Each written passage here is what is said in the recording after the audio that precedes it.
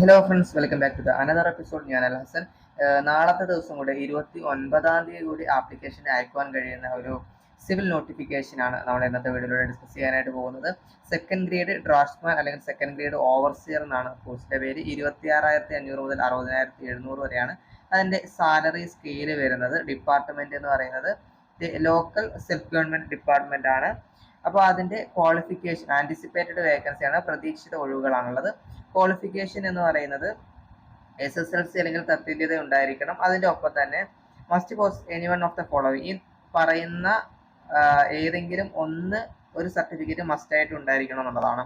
അപ്പോൾ ആദ്യം Kerala government certificate examination 2 year course in civil engineering, അതായത് KGCE സിവിൽ എഞ്ചിനീയറിംഗ് എന്ന് പറയുന്ന കോഴ്സാണ്. Okay.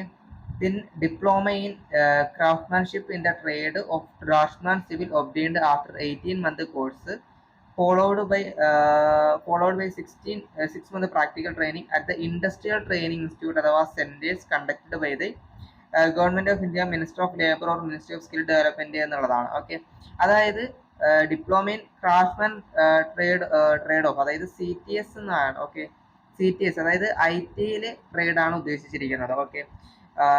Means industrial training institute IT certificate, അതായത് NTC, SCVT state council for vocational training, NCVT national council for vocational training, NDC, NAC ഇതൊക്കെ എടുത്തവർക്ക് എന്ത് ചെയ്യാൻ പറ്റും? Option B വെച്ചിട്ട് ആപ്ലിക്കേഷൻ അയക്കാൻ പറ്റും.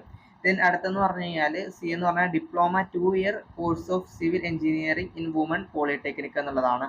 അപ്പോൾ ഡിപ്ലോമയിൽ സിവിൽ എഞ്ചിനീയറിംഗ് അല്ലെങ്കിൽ BTechൽ സിവിൽ എഞ്ചിനീയറിംഗ് കഴിഞ്ഞാൽ എന്ത് ചെയ്യണം എന്ന് വെച്ച് കഴിഞ്ഞാൽ diploma 2 year civil engineering woman പോളിടെക്നിക്കിന്റെ ഈക്വൽ അല്ലെങ്കിൽ ഹയർ ആയിട്ടോ, അല്ലെങ്കിൽ എന്താ പറയുക KGC ഓപ്ഷൻ Aന്റെയോ അല്ലെങ്കിൽ ഓപ്ഷൻ Cന്റെയോ ഈക്വൽ ഓർ ഹയർ വെച്ചിട്ട് കൊടുക്കാം.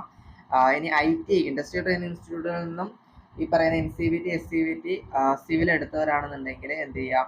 ഓപ്ഷൻ B വെച്ചിട്ട് കൊടുക്കാവുന്നതാണ്. Okay. Rule 10A2 part 2 KS&SR applicable ആണെന്ന് പറയുന്നുണ്ട്. അപ്പം NEC ഒക്കെ എടുത്തവർക്ക് എന്ത് ചെയ്യാം? നാഷണൽ അപ്രന്റീസ്ഷിപ്പ് സർട്ടിഫിക്കറ്റ് ഒക്കെ ഉള്ളവർക്ക് ആപ്ലിക്കേഷൻ അയക്കാവുന്നതാണ് ഈ ഒരു ട്രേഡിൽ. ഓക്കെ. അപ്പോൾ അത്രയും കാര്യങ്ങളാണ് അതിനകത്ത് നിന്ന് മനസ്സിലാക്കാൻ വേണ്ടിയിട്ടുള്ളത്. ഓക്കെ. ബാക്കിയുള്ള കാര്യങ്ങളൊക്കെ പൊതുവെ എല്ലാ നോട്ടിഫിക്കേഷനും ഉള്ളതാണ്. അതിന്റെ ആപ്ലിക്കേഷൻ അയക്കാനുള്ള തീയതിയാണ് ഏറ്റവും വളരെ പ്രധാനപ്പെട്ടതായിട്ടുള്ളത്. ആപ്ലിക്കേഷൻ അയക്കാൻ വേണ്ടിയിട്ട് ലാസ്റ്റ് ഡേറ്റ് എന്ന് പറയുന്നത് നാളെയാണ്, 29-ാം തീയതിയാണ്. അത് വളരെ പ്രധാനമായിട്ടും ഒന്ന് ശ്രദ്ധിക്കുക കേട്ടോ.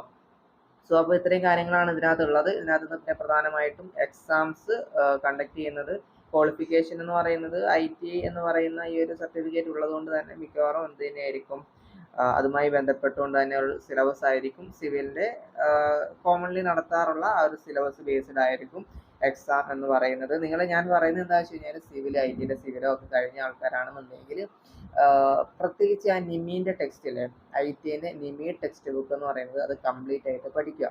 കാരണം എല്ലാ വർഷവും എക്സാം വരുന്ന ഒരു ട്രേഡാണ് സിവിൽ എന്ന് പറയുന്നത്. ഓക്കെ.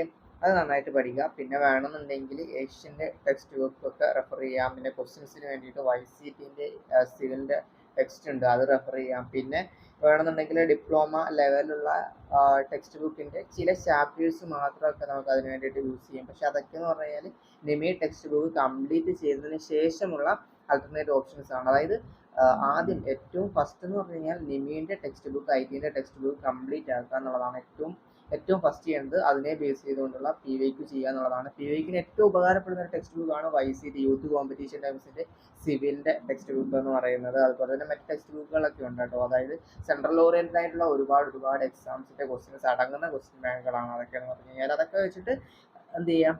പ്രിപ്പയർ ചെയ്യാം. ഓക്കെ. സോ മറ്റൊരു വീട്ടിൽ കാണാം. Have A nice day. Thank you.